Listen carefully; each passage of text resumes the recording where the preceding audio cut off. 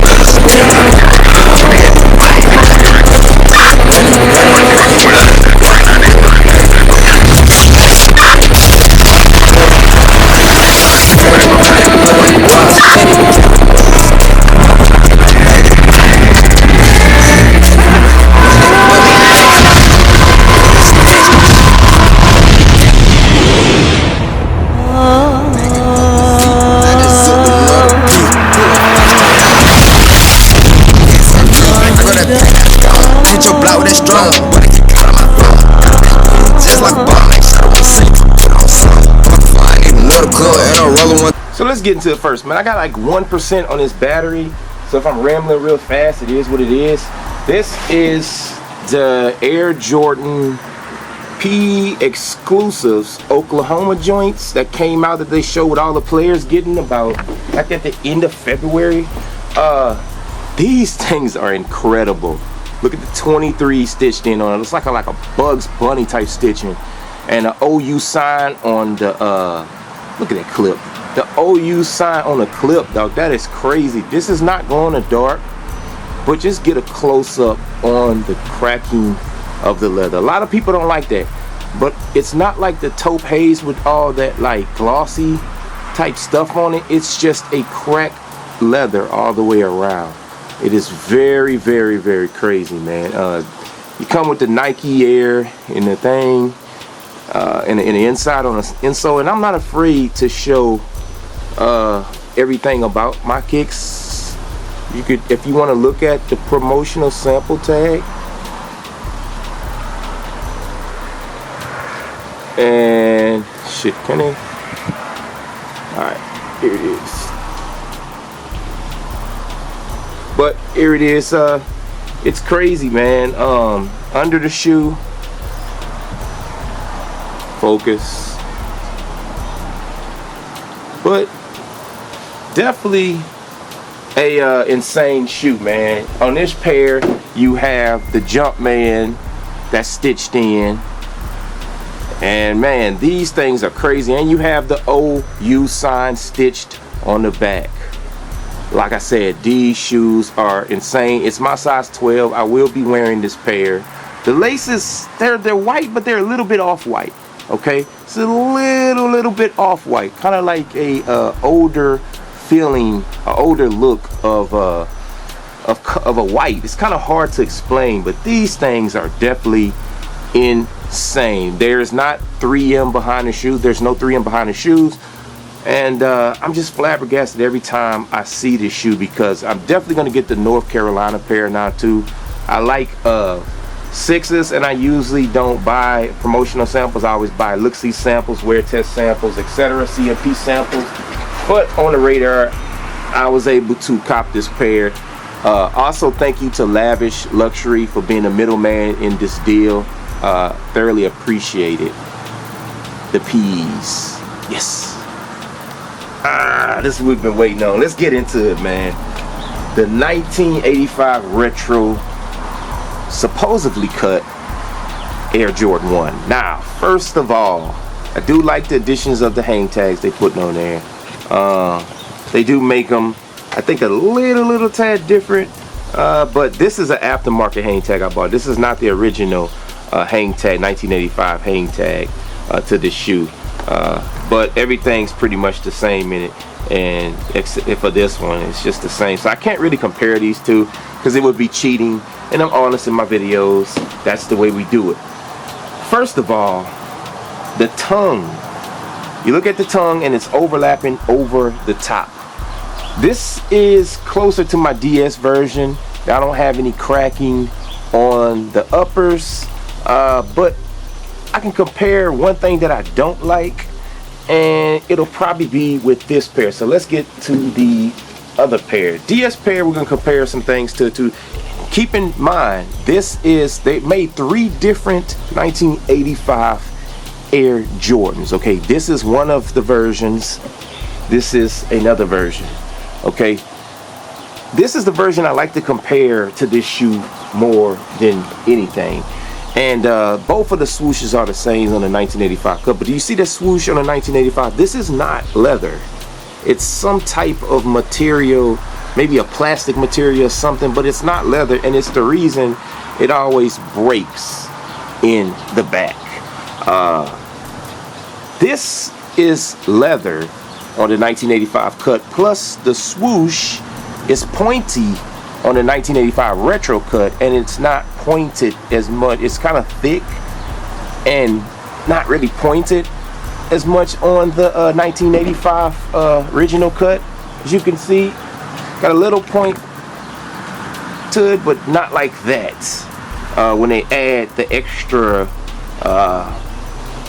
material at the top and point it off, that's not a huge issue. Although I would have liked that the swoosh on the 85 to be plastic, like they did on the OG cut. But this is the version. There's 3 different versions, 3 different factories made the 85s, and this is the one I like to compare. Other than that, the toe is too big on the 1985 retro Georgetown cut. It's always too big. They always pig nose these shoes. I don't know why they can't just make it nice and sleek, but they don't make it sleek. They put way too much leather on that toe portion. They do it every single time. Now hold on, before I start talking about this shoe, I think this shoe is the best Air Jordan 1 shape-wise and coloring that I've seen in, I don't know if ever. This is probably the closest for now you'll ever get to the 85 looking cut. The leather is very thick. It's good leather. It's not supposed to be tumble. That tumble stuff is when they grab the leather and just put it in a machine and do some after crap to it. Tumble leather does not mean it's real leather. Let's compare the leathers. Off the top, you see the thickness of the 1985 cut, and the 1985 retro cut is not too bad. It's not as thick, but it's thicker than your regular Air Jordan 1s. Okay, it is thicker, but it's not as thick quality as it was on the OG. One of the noticeable differences, and even I checked my other pair, I don't recall this portion being high. Now I know on every single one they crack. If you could feel your hands in here, there's a whole bunch of cracked stuff in the inside of it, and they put the factory it was made in on the inside. They do the same with this one. But with this portion I was talking about, I don't recall that being that high on them. It's a little bit high. It didn't fold in too much on this pair, but it just doesn't seem like it was that thick that you could see the lining from the outside that thick. This portion right here is way too thick. Way too thick. On every pair it's not that thick I could ever recall. It's just way too thick. I'm nitpicking. The sole, the shapes of the soles, those little indentions on it, it's too thick on the retros, but not bad. It's not bad. It's not something that would totally throw you off for the shoe. But let's talk about the tongue quality.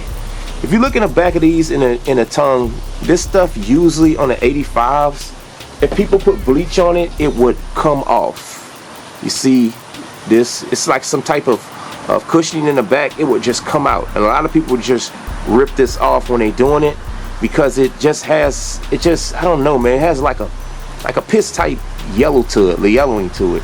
I got a guy to do it on this pair. I just tell him to rip it out, take it out, and this is what it is when it's taken out. You see the difference? He had to take the cushioning out of the shoe, and I had to get that done, man.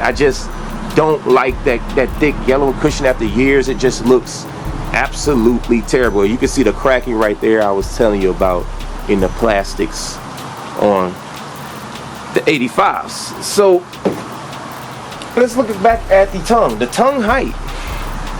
And let's pull a pair I didn't already put. The tongue height is pretty high. It's a lot higher, I think, than your standard Jordans. It's up there. So I think they did okay with the tongue. And you know, it's the little differences on it that we picking on.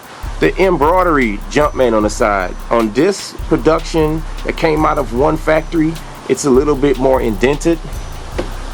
On this production pair, it's not as indented on it.